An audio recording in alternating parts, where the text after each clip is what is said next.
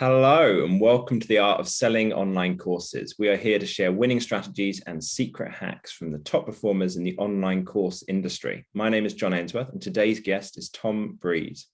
Tom is the founder of Viewability. They're a YouTube ad agency and ad buyers club, which is the place where marketers are transformed into YouTube ad buying heroes.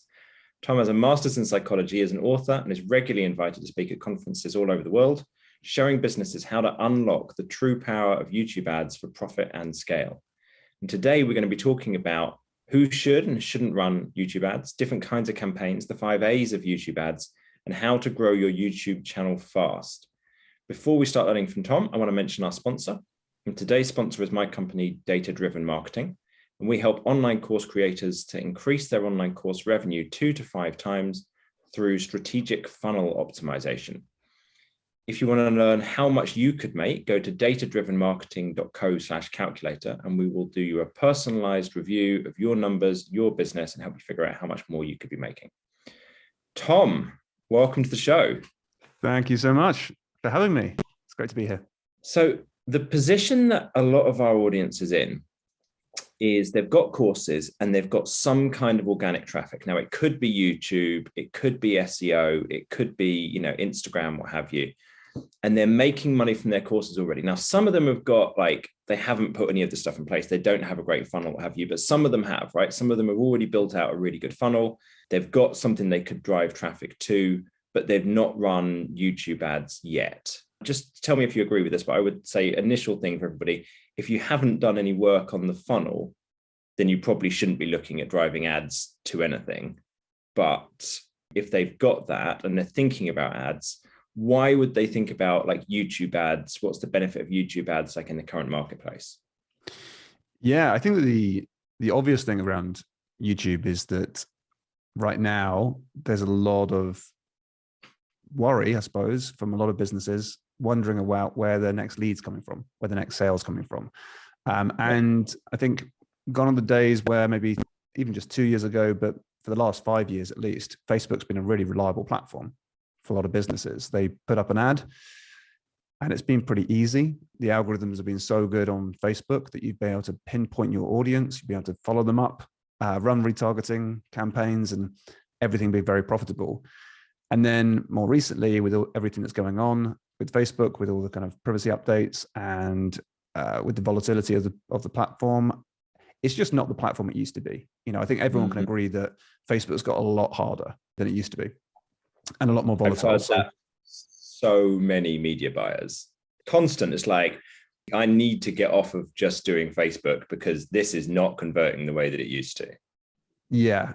And then there's some players that'll be on Facebook and know that, right, I'm in it for the long run, and they're going to get better and better and better at Facebook, and that's their strategy, and they'll do very well. They're the same sort of people that maybe 10, 15 years ago were doing Google ads. That gets more expensive, more difficult. Quite a few. I remember doing a lot of Google ads, and there'll be moments where Google would be a little bit volatile. They'll shut your account down for running it to a certain type of landing page they don't like. I think people were phrasing it as the Google slap back in the day. And there are those people that were saying, okay, well, look, I'm either going to double down and get better at running Google ads because it's a thing that's going to be here for a long time, or I'm going to jump ship. Lots of people jump ship. 80% of people jump ship, at least 20%, or probably smaller than that percentage, will then knuckle down and say, all right, well, I'm going to become one of the best Google ads providers out there.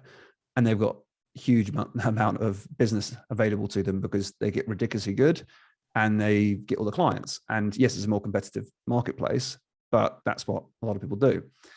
And so it's the same thing happening with Facebook now, right? So it's been an easy ride. And then as soon as things get a little bit more difficult, I don't want to say the weaker ones, but the ones that don't have the focus to double down will probably say, I'm going to go out elsewhere and focus on some other things. And that's fine. That's a good strategy most of the time for a lot of businesses because they want to almost day trading where the best place is to advertise.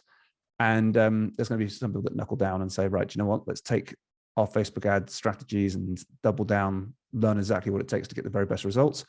They'll sharpen their saw and they'll get better. But there's a lot of people flipping across to YouTube, a lot of people going across to TikTok, probably many other platforms, LinkedIn and all the rest of it as well. But YouTube is one of those platforms that people are looking at and thinking, This is a more established platform, and it's more challenging from a standpoint of I've got to create a video to run ads on YouTube. Right.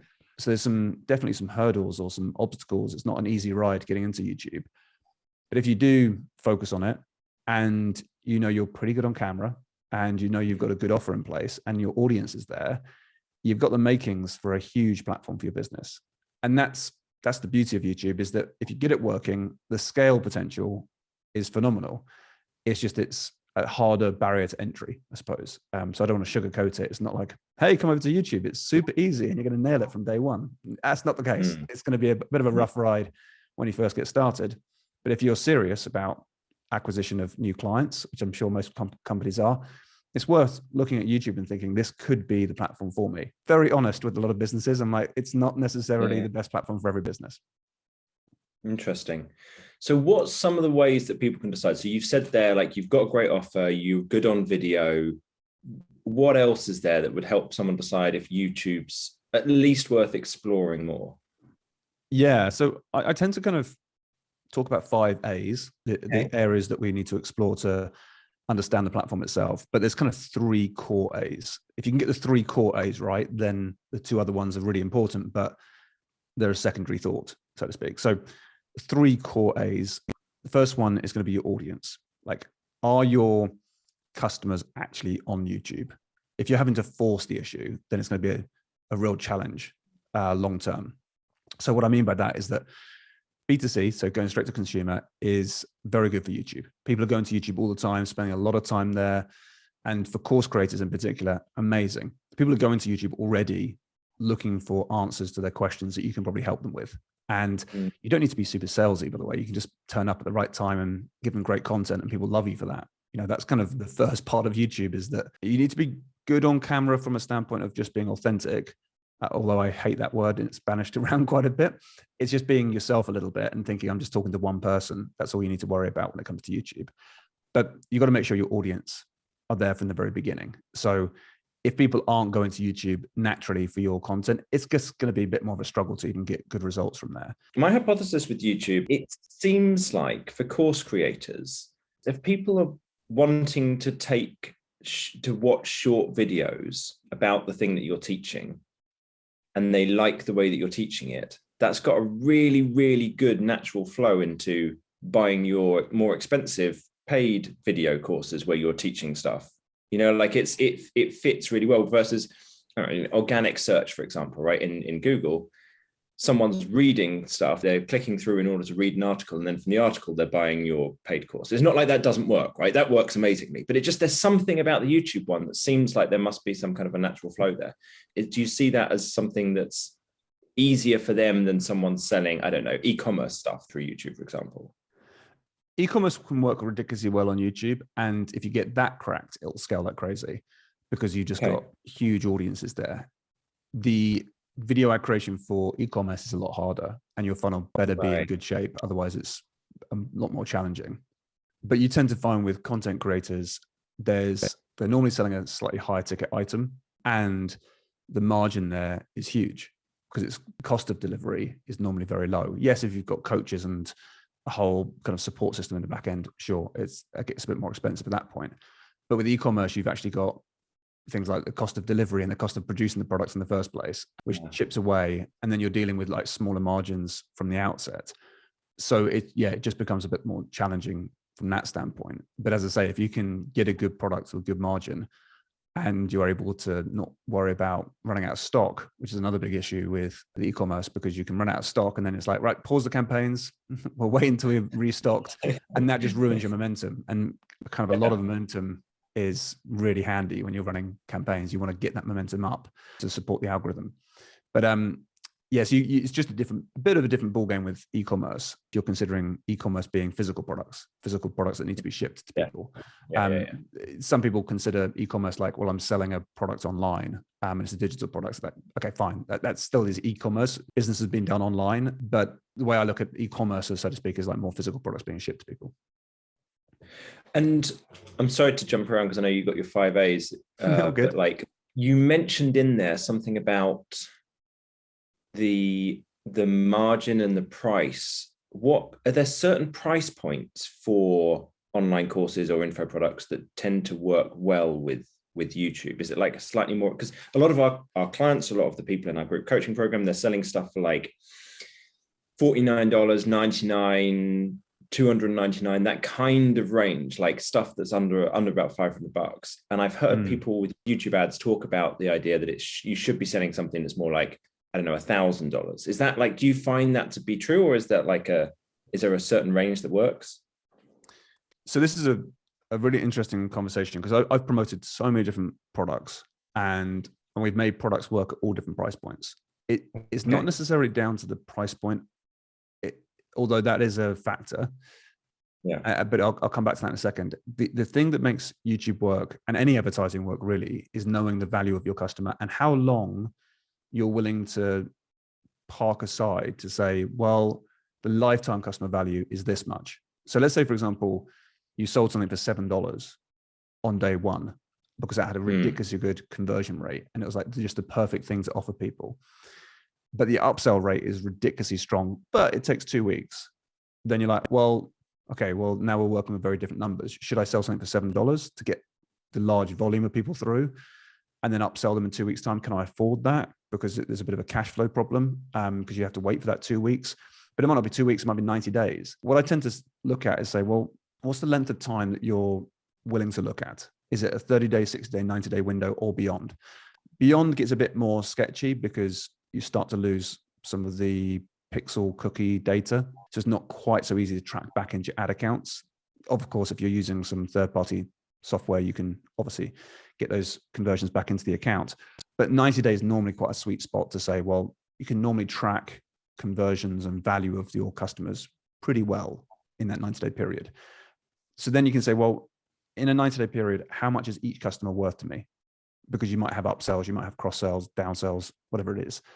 And if you can afford to look at it as 90 days, that opens up the window. And then it's like, well, what are we going to charge on the front end? It doesn't matter. It really doesn't matter, as long as you have like a really smooth customer journey to buy your best products at the most margin you can get from people.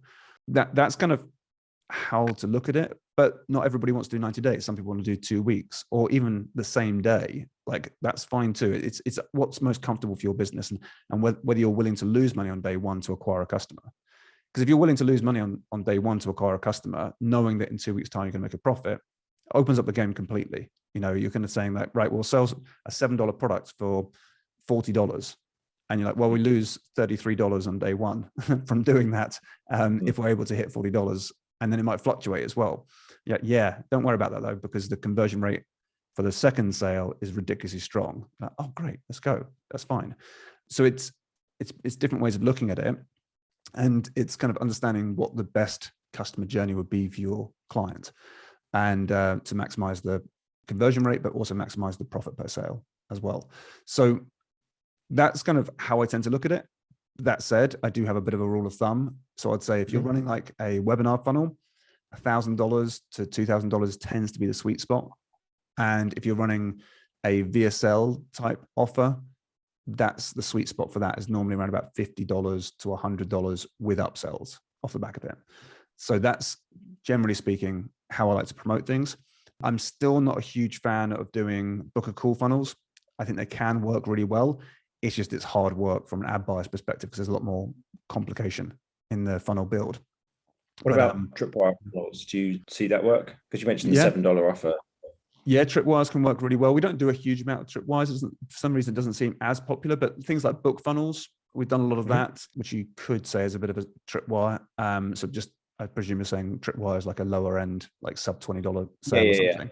Yeah. Book funnels work really well there. We just haven't done a huge amount of it. To be quite honest, we normally are selling things for ticket price of, let's say, $47 or $50 or somewhere around there, knowing that the upsells on day one will probably bump the average order value to about 100, maybe 150 or something. And then knowing that there's like maybe a membership on the back end that converts very well. Great. You know, your lifetime customer value is very strong there. Those would normally be sold with VSLs, and then our video sales letters. And then with a webinar, you're spending a bit more time with someone. They're turning up to an event, and then you can sell a little bit bigger price point there as well, maybe $1,000, $2,000 or something. Okay, so here's what I've got from that so far. The answer is it's complicated. And the crucial thing is really what you need to do first is, this is exactly what I say to everybody, is start with making more money per customer, getting your funnel working, getting your upsells, your cross sells, everything on the back end working. And then your whole life's going to be easier because all of a sudden your customer lifetime value has gone up. The amount of money you make in the first, whatever it is, 14 days, 90 days, whatever period you're looking at, has gone up, which then means you can afford to spend more per customer. You've then got a bit more flexibility, which then means it's more likely that YouTube ads is going to work for you because you've kind of got that system in place. You've got the email promotions going out, you've got the upsells, you've got the order bumps, you've got all this stuff that increases average order value.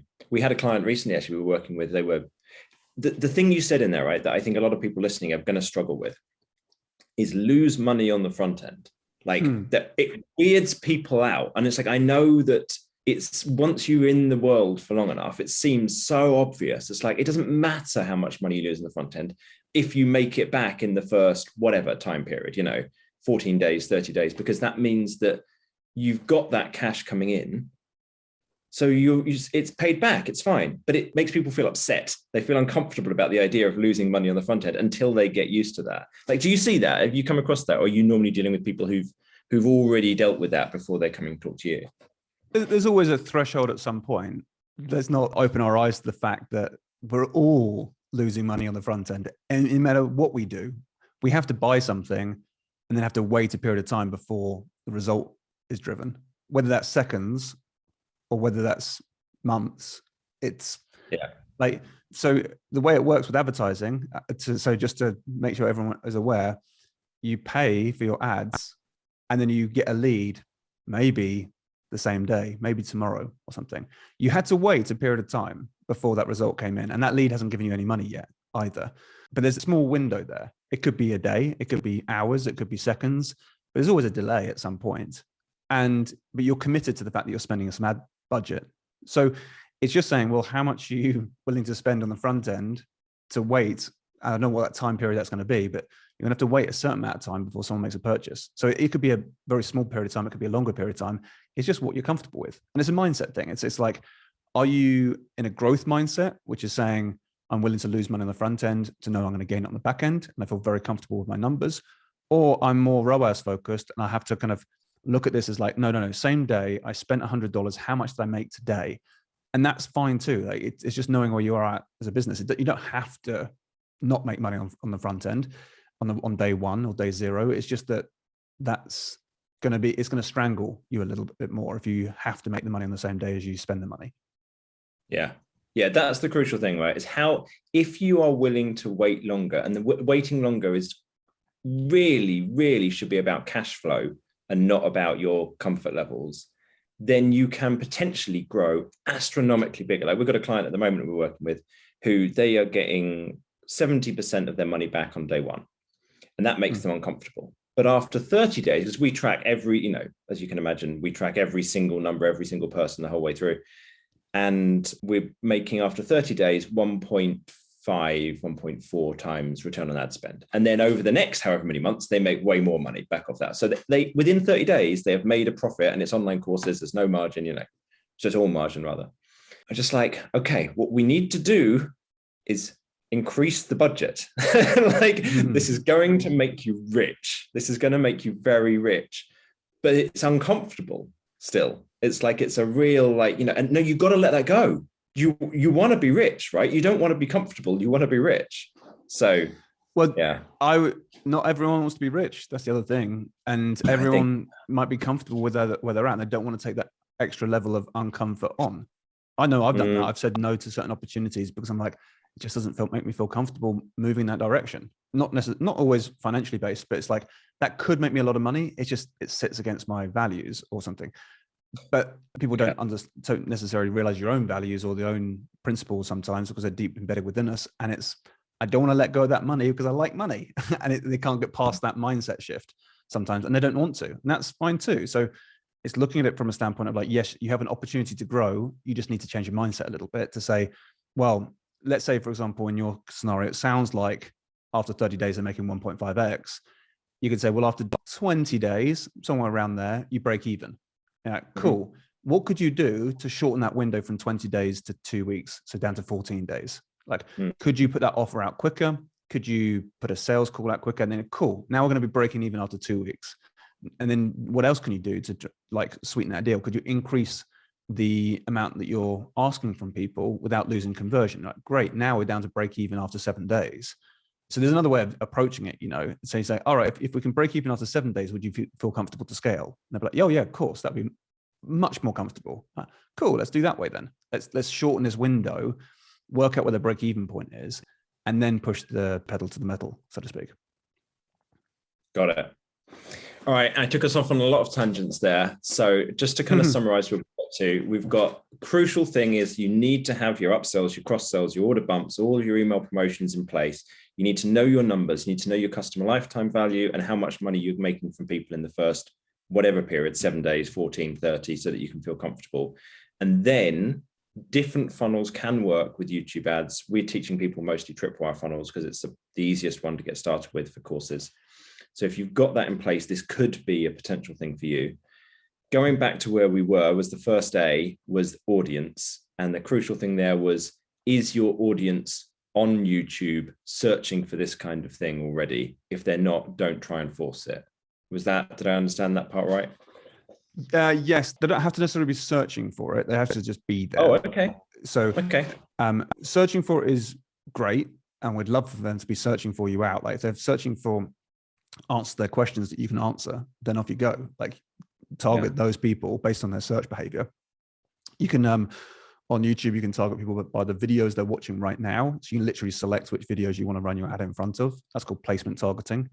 Or you can do keyword targeting. So what keywords they're typing in or what content they're watching. You can say, great, if you're watching that type of content or typing those sorts of keywords in, we can show our ads to you. So that's another great way of doing it.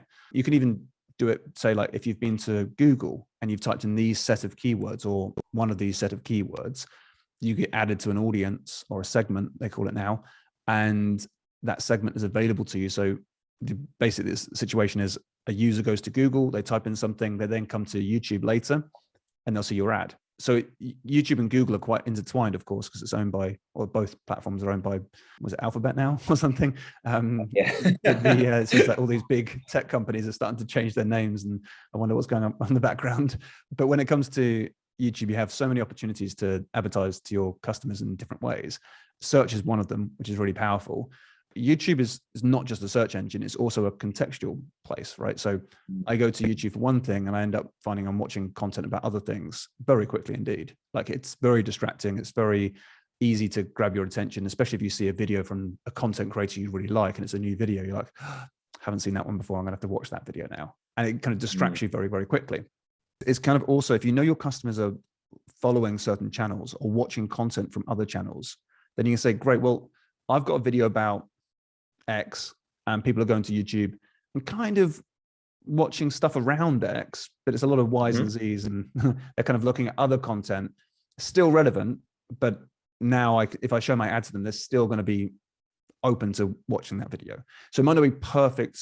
It might not be absolutely perfect content at exactly the right time, but it's in the right zone, so to speak, for someone to be like, actually, yeah, I would like to know about that. So an example might be you're watching a video about how to set up your autoresponder or something. And then a video from me might be like, hey, here's how to get your YouTube video seen by far more people. It's like, I kind of know that people are looking at autoresponder type information, are also interested in amplifying content, and getting seen by more customers.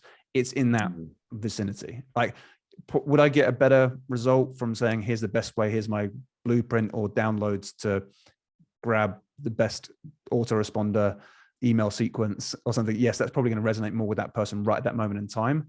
But I'm probably still going to be able to drive quite a bit of profit from showing my ad about content marketing to people that are watching content around autoresponders, because there's a similarity with the audience there. So if your audience are on YouTube, that's great. You can target them in different ways. Got it. Okay, cool. So I really want to try and help people with here. It's like we get different people on who talk about different traffic sources, right? And it's like, I'm not suggesting for a second that everybody listening should go and do all of these. It's like, it's impossible. There's no way that you're going to be an expert at Facebook ads and Google ads and YouTube ads and Instagram and TikTok and all of this. It's like, just trying to help people figure out, could this be the right fit for them in terms of scaling? So here's kind of what I got so far. If you've already got good offer, you've got the funnel, you know your numbers, you've got follow-up in place, is your audience on YouTube? And they could be searching, or they could be looking for other content that's kind of similar. And that's like what you're looking for. So how would you go about figuring that out? Is it about looking at what other channels are there that are around that topic and are they popular? Or is there like clever search tools to go and find out volume for these kind of things? Or how do you go about figuring that out? Yeah, so a bit of gut, really. So I go to YouTube and I just start watching videos around that world and just seeing what the view counts are like and thinking, is this a reasonable amount of view counts? I'd like there to be about 10,000 views per video that I look at. If it's like, I go into the area and I'm like, hey, I really want to sell heavy machinery to big manufacturing companies or something. It's like, you won't find much content on YouTube. I doubt. I don't know. YouTube's great for weird niches. So you never know. But there's certain content you can go like, okay, I want to try and get in front of audiences that are looking at this type of content. And you go and you see there's like 10 views per video, and there's never ever a video that's got good view counts. Like, okay, maybe my audience isn't here, and try and go back to the drawing board a little bit. The funniest thing is, yes, there's a load of keyword tools out there and there's a load of search tools and things. Like, honestly, just an appreciation for human behavior is enough. Like, go to YouTube, look around a little bit, see what's out there and be like, yeah, my audience are here. This is kind of my crowd. Because if you've got a high ticket item, then you probably don't need a huge volume of people. It's not like you're going to try and get everyone on the planet to pay you $10,000 for your course. You know, if you want to, then great, good luck to you. That's going to be a big thing to bite off. Yeah, you probably want to look for your little mini niche and you're saying, great, I can speak to these people in the way that I know that they'll really resonate with. I've got the perfect offer for them. Like, go to YouTube with that mindset and look around and just see, right, other people talking about this already? If there are, have they created lots of videos? Does it seem like a viable niche to get into or a niche to get into? And if so, great, double down and say, right, this is my audience. I'm willing to put my time and effort into creating good content for that audience there. When they're searching, I'm going to be there. So for me, something like YouTube advertising, funnily enough, wouldn't have been a great way of me advertising back in the day, because no one cared about YouTube advertising 3-4 years ago. No, like Facebook ads, sure, everyone wants to know about Facebook ads. But if I was creating content around like, here's how to run the best YouTube ad campaigns, no one's interested in that. Now that Facebook's getting a bit more volatile, everyone's like, oh my word, have you heard about YouTube? I'm like, I've been doing it for near 9 years now. So yes, I have heard about YouTube. And it's always been great, but now people are waking up to it. But now it's much more valuable to create content around YouTube advertising. So I could go and create a whole channel around YouTube advertising if I wanted to, and probably do very well from that.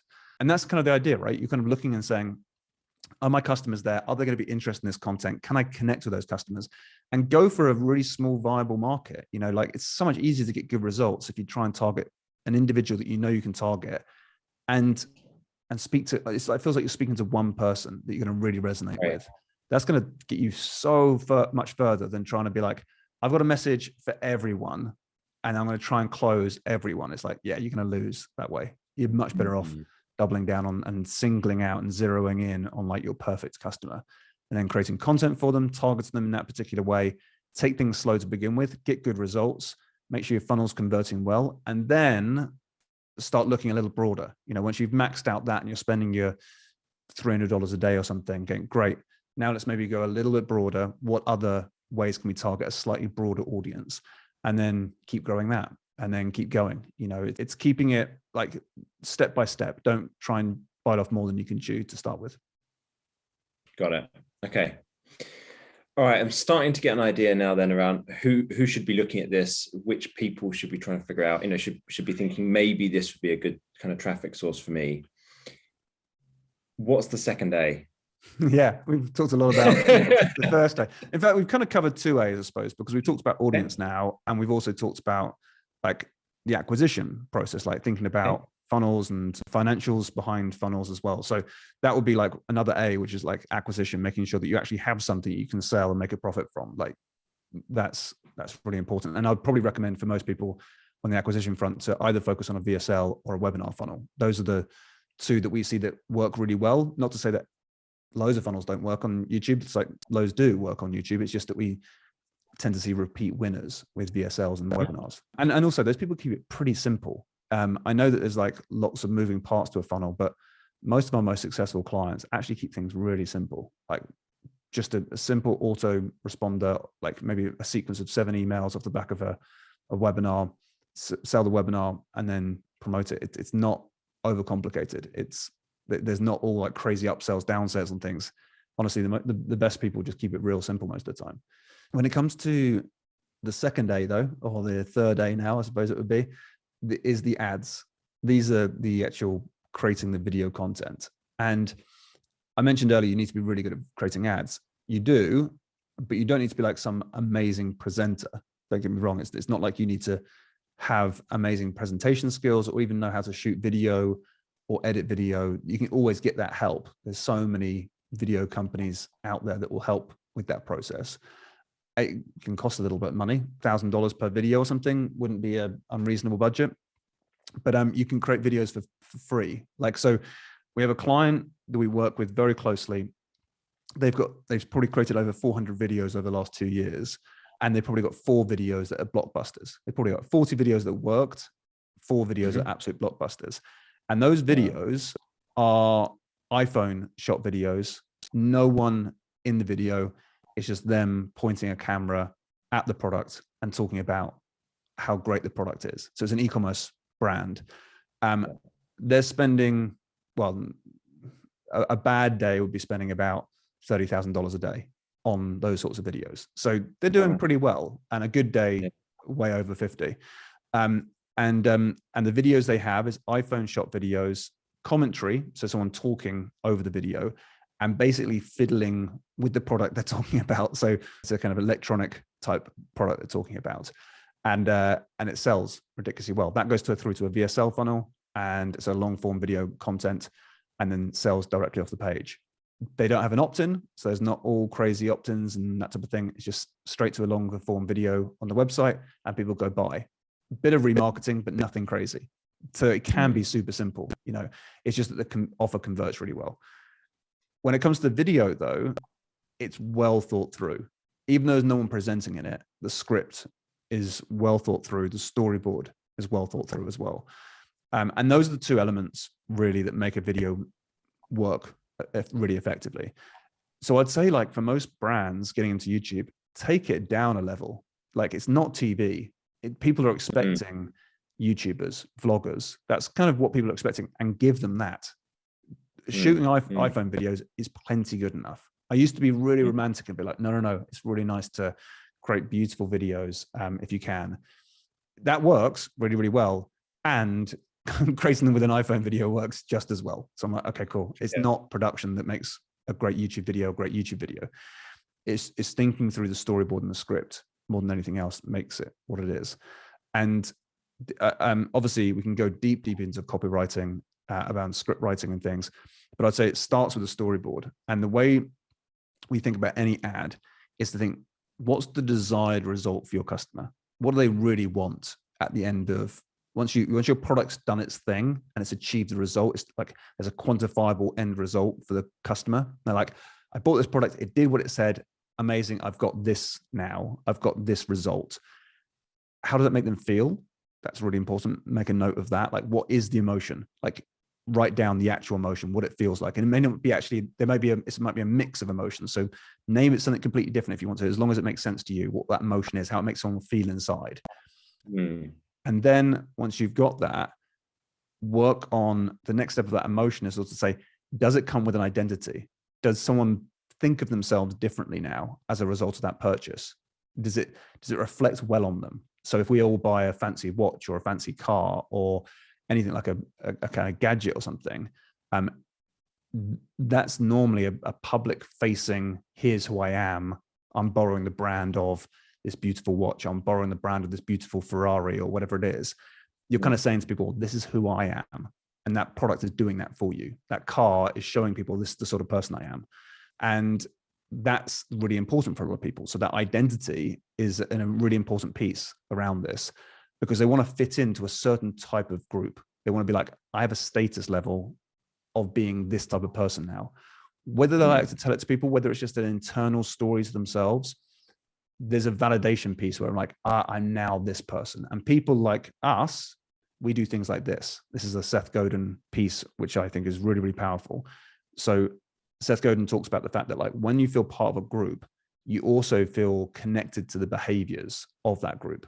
You might share values, but you also share behaviors as well. Like it's like saying, oh, if I really think I'm this person, I'm part of this group, I've got to adhere to these types of behaviors.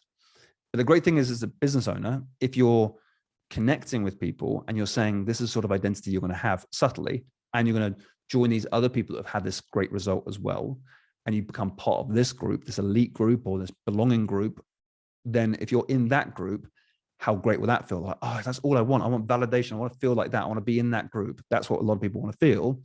I'm a Ferrari owner. I'm that type of person. Or I'm part of this person's group course. I'm their part of their tribe. This is how I can now feel.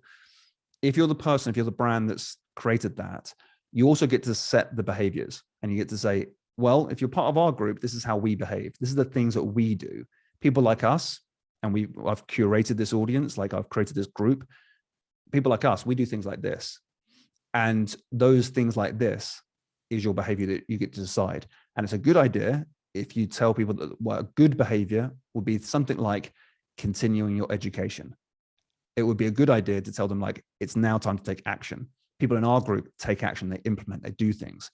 Now, this is like positive kind of values and positive behavior anyway, regardless. And it's overarching because it's like, hey, if you're going to join a group and you learn how to do a course, for example, you better take action, you better do the thing, and you better continue your learning because you want to stay ahead of the game and make sure your course is the best it can be.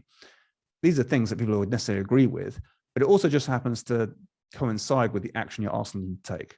Saying, click this link and go and sign up for this thing. If you can't do that, you're probably not part of our group. And that's fine too. You can to decide, do you want to be in or out? Your behavior that you take now, if you're going to click and go and sign up for this thing, if you don't do that, you're not part of our group. And that's fine. It's just, we're a very elite group and we're inviting you in, but you need to behave in the right way. So I'm kind of unpacking this in a very obvious way. When you put it together, you do it much more subtly than this. But it's a really powerful moment because you're able to then pull on tension, which is the thing that gets people to convert all the time. So most people do things like scarcity or false scarcity, like time's running out, seats running out, limited time discount type thing. And it only lasts a certain amount of time before people find you out as a brand. And then they'll only ever buy from you if you give them a discount. Whereas if you set it up in such a way where like, this is your moment, this is your chance to become part of our group or decide upon yourself if you want to be in or out. And this is what you stand to gain and stand to lose. If you set it up in that way, then people are making a decision on who they are as an identity. They're saying, if I skip this ad and don't go and buy this thing today or take action with your brand like you're asking me to do, I'm not in that group. And if I'm not in that group, who am I? And that's a tension moment, and that's what makes that's interesting, right? Because what you're talking about is like a proper copywriting masterclass here, in terms of like, that is not easy copy to write because it's a very deep level of psychology with it, you've got to really understand who they are, who they want to be, how to convey to them that you're going to help them to be the person that they want to be in a way that they're able to take in, that sounds genuine and what have you. There's a lot in there that you've just glossed over. The thing is that I think of copy last.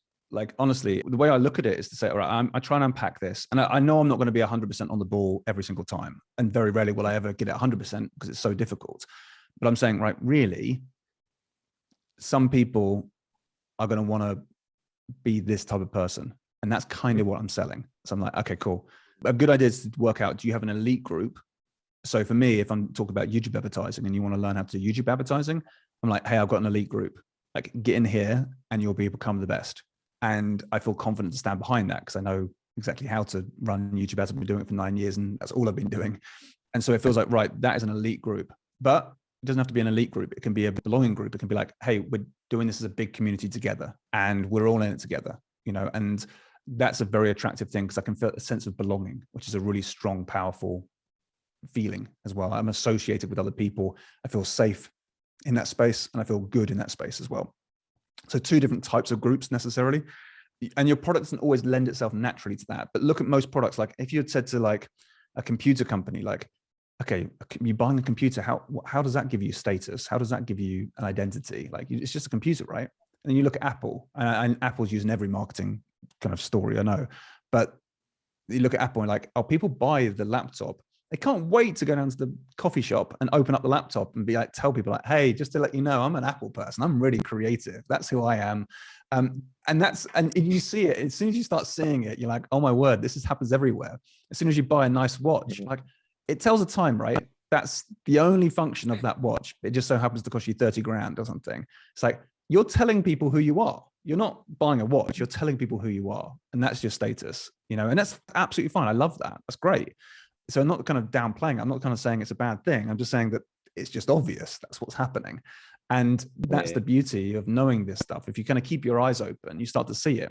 And so when you think about your own products, and you're like, well, why are people actually buying? Yes, it's the result, but the result is only a piece of the puzzle here. Like, if it's a course, for example, and people want to get more customers to kind of fill out their course, it's like, well, why do you want to sell a course?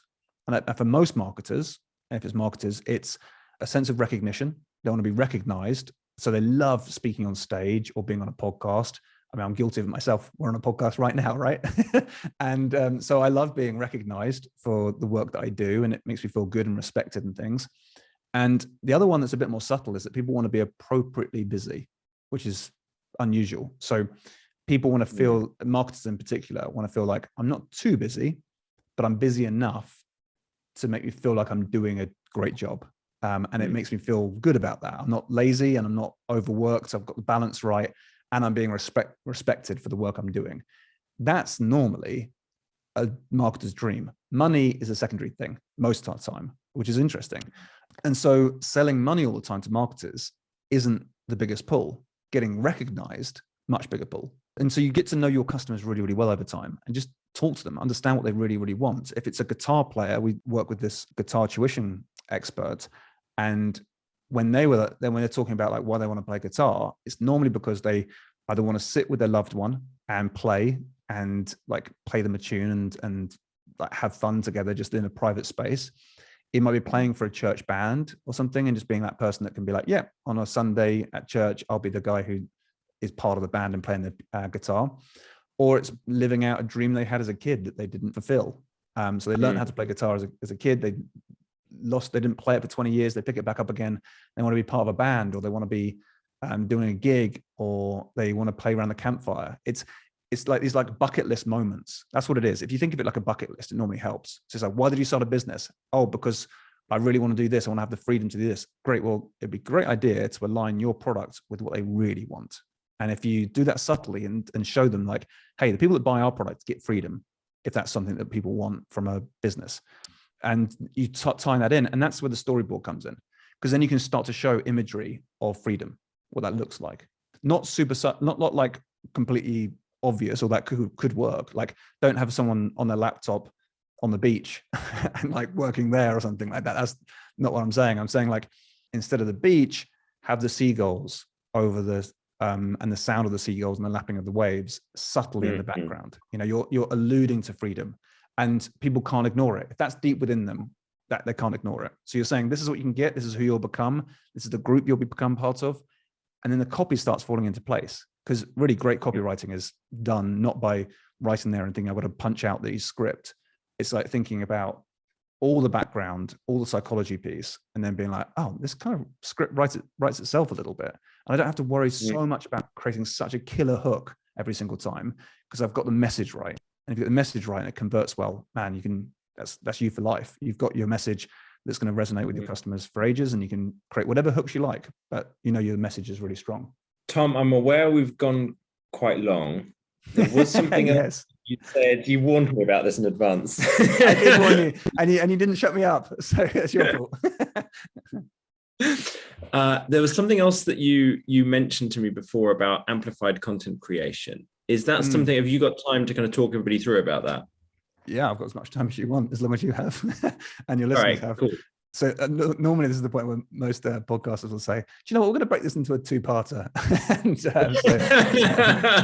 I had thought that, yeah. Yeah, exactly. Apologies. I tend to riff on psychology. No, it's great. Amazing. So I mean, the big things are like, make sure you've got your audience in place, or there's a good audience on YouTube. Make sure you can create some killer content as ads, and then make sure you've got an offer in place, like an acquisition. That's the first 3 A's, is audience, ads, and acquisition. And we kind of alluded on like the aims of your customer. Like, so that's kind of like understanding what the cost per acquisition needs to be, and knowing the numbers and that type of thing, and making sure it's actually going to deliver what you want it to. And the other one is account. And the account is like, how do you structure the campaigns and all the bidding strategies and things? That gets really deep and boring and very, very quickly. So if you want to pursue YouTube advertising, that's kind of where you learn. That's the how-to piece, so to speak. Yeah. But that will never work if you haven't got the fundamentals correct, which we've talked about in quite some detail. So then there's a whole nother piece of YouTube, which is the organic side, right? Like right up until this point, we've talked about getting your ad, which is normally like a pre-roll or in-stream ad, in front of your customer, get them to click a link, go buy something, and do that as effectively as you can. There's a whole nother space to this. And this is kind of saying, this is the organic side of YouTube. We tried to crack this for like 4 years, and not that how to create content well and that type of thing. We're familiar with that. But what we're looking to do is saying, well, how do we use paid advertising to grow a YouTube channel? What's the best way of doing that? And we used to do it in a way that we say, right, we'll run an ad and get a subscriber, like with a call to action to subscribe to the channel. It worked, but the subscriber wasn't necessarily the perfect subscriber all the time. And we were kind of playing for vanity metrics, I probably should say. And so we kind of tried to do it in a number of different ways. We kind of dabble with it, try a few things, and never anything worked. Until more recently, about a year ago, we started to look at things slightly differently. And we say, right, well, we've created some good content in the past. And so we started playing around with our own content. And we started saying, well, we know that if someone watches this video, and it was kind of like a 3-parter, and it all linked to each other. You can tell that I do 3-parters or 2-parters because I just can't shut up. So we had this 3-parter on YouTube, and I amplified the first video by taking the video, running it as an ad, but as what was then, well, it's actually changed its name 3 times now. It used to be called a display ad or a video display ad. Then it changed to discovery ad, video discovery ad. And then it recently changed to a video in-feed ad. And basically what it is you're paying for your thumbnail of your video to be alongside other content. So it could be at the top of the search results on the right-hand side, or on the home feed of YouTube. So you log into youtube.com and you see a video on the front page, so to speak. But it could be in the search results if someone searched something and then you kind of be listed there. Or if someone's watching content already, you can, if you're on a desktop, you can appear on the right-hand side with your thumbnail, like a sponsored ad. Or underneath, you can, on a mobile device typically, you would see your video there as well. So those are now called video in-feed ads. And we would take our best content and amplify that content. And the way we did it is to say, we're not going to worry about generating subscribers. We're just going to create a video that generates subscribers. Great. Like we're going to ask people to subscribe to the channel and do our best at getting subscribers. So there'll be like call to actions for that. All we're interested in is optimizing for retention, to get people to watch the video and watch lots of that video. So I didn't care about leads. I didn't care about sales. Not too easy to track from that anyway.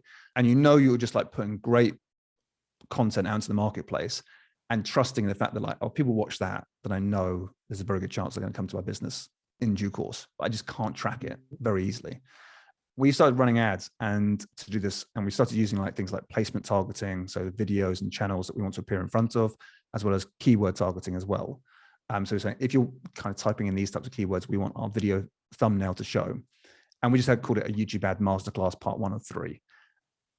And the results were phenomenal. We were like looking at it and saying, I can't believe what we're seeing, because for every getting someone to watch a minute of our content was costing us about 3 cents. And for everyone to watch about 7 minutes of our content, which we feel is like a really solid moment, for 2 reasons. One is like, if you watch for 7 minutes, psychologically, you're not going to forget me very soon. Like 7 minutes of me talking at you, you get to see my face and my whole body and everything like that.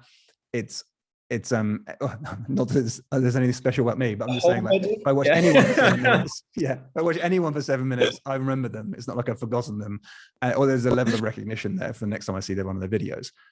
And if it's good content and people can stick around for 7 minutes, it's amazing. And it was costing us around about 30 cents to get someone to watch 7 minutes of our content. I was like, oh my word, I would pay 30 cents all day long to get people to watch 7 minutes of my content. And then we started doing it with clients, and it would cost like $1 to get someone to watch 15 minutes of your content. And I was like, wow, like when you start looking at those numbers, you start thinking, well, how much do I really care about lead gen?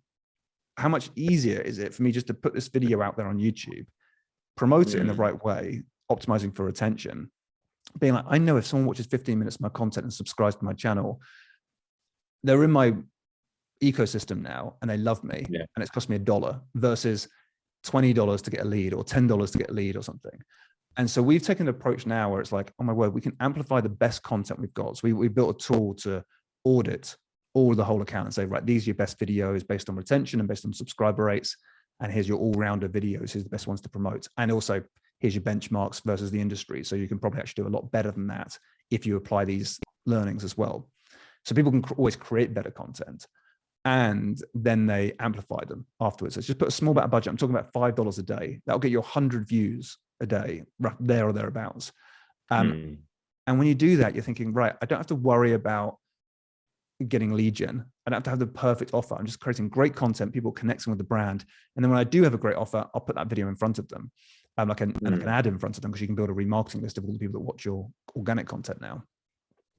But that's an approach we've been taking recently. And yeah, we're growing channels faster than ever before. It's kind of like 3x in the speed of channel growth with just $5 a day spend. And all those people that create content on YouTube and it goes nowhere, and they have like 1 view a month or 10 views a day, or when they know they put their heart and soul into great content, it's amazing content, but just no one's watching it.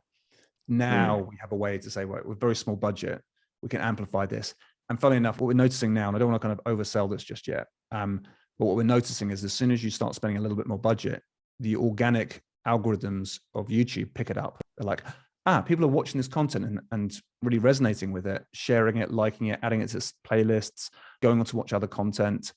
And as a result of that, and you can see all these earned actions, YouTube's algorithms are starting to say, oh, maybe we should put this video in the organic suggested videos. So you just start showing up organically in lots of other places. So it kind of breathes organic life into the video by just paying a little bit to start with. And we're seeing like this amazing growth. It's still too early to say like, we've run all the tests and we've run all the significant tests to be like, yes, this actually works from a standpoint of this helps you really grow organically as well. But all the signs are there, which is so encouraging. I'm like, well, ask me in 6 months' time and I'll probably have more data to share with you that I feel more confident saying. But for $5 a day, you can amplify your content and get the right people watching your content and sticking around for a long time. And it's growing channels very quickly, which is really exciting. Nice. Okay. And so do you think that's a good place for people to start if they want to dip their toes into YouTube ads? Sorry. Is that a good first step, is kind of maybe try this? Yeah, that's what I'd recommend for most people that are looking to build a brand, especially course creators, where there's a lot of trust in that purchase. You know, when someone's thinking about spending $1,000 on a training or something, the end user, the customer, is going to have to think like, I need to trust this person and I need to know they're legit. And if they go to your YouTube channel and they see nothing there, they're going to be like, okay, well, that's not a great sign. And it's anything like that just stops loads of sales happening. And also it's a discovery point. You know, like people might find you on YouTube, get to know, like, and trust you, and then they join your webinar and buy something, or go and see your low price products and just go and buy it straight off the shelf. And that's what we're looking at here as well, is to say, you're just putting goodwill out into the marketplace, show people how great you are, demonstrate how great you are, give them value. And they'll do loads of things. They'll be sharing it, liking it, commenting on it. It's going to get you huge amounts of exposure. And at the same time, you don't have to worry about all that, like the nitty gritty of the lead gen, and you're just going straight through to a product. That can work exceptionally well. And it's low risk and it's low effort as well, to be quite honest. And if you create that content, you're going to have it on YouTube forever, you know? So I think that this is an approach that I would never have said beforehand, create content for YouTube, unless you're in it for the long run. Like, you're going to create loads of content on a regular basis and just know that it's going to take you 90 days minimum to see any sort of results from YouTube. But then it can start to pick up. But now it's like saying, well, if you're not up for that, which most people aren't, which is like completely understandable because it's a big outlay of effort. It's like saying, now you can just put your $5 a day behind the videos you create, and you're probably going to see much, much better results than if you were to try and go organically to start with as well, which is really encouraging. So yeah, so that's how I say to a lot of people to get started, is to take that approach, create good content, amplify it, and it's low risk and gets you great results. That's amazing. Thanks so much, Tom, for explaining all about this. I think everyone's going to really appreciate this. Some people are going to be like, great, this really helps me know that YouTube ads is not for me. And other people are going to be like, this actually sounds amazing and try it out. So you told me before about a new site that you've got going up. If people wanted to go and learn some more, what was the site again? Yeah, if you go to bidurk.com, which is BIDURK.com, and then if you go to /TASOC, which is the abbreviation or acronym for this show, so it's TASOC, so bidurk.com /TASOC, then we'll have a kind of a special breakdown of how to look at these campaigns and amplify your content. And so we'll kind of like lay out some of those strategies so you can see what works. And then if you want to, you can take us up on an audit, and we can like look at your YouTube channel or advise you on what content to create to grow your channel as fast as possible. Perfect. Amazing. Thanks so much. If you found this interview useful and you want to get future episodes, then please subscribe wherever you listened. And thanks so much for listening. And thank you, Tom. Cheers, John. Thanks so much. Catch up soon.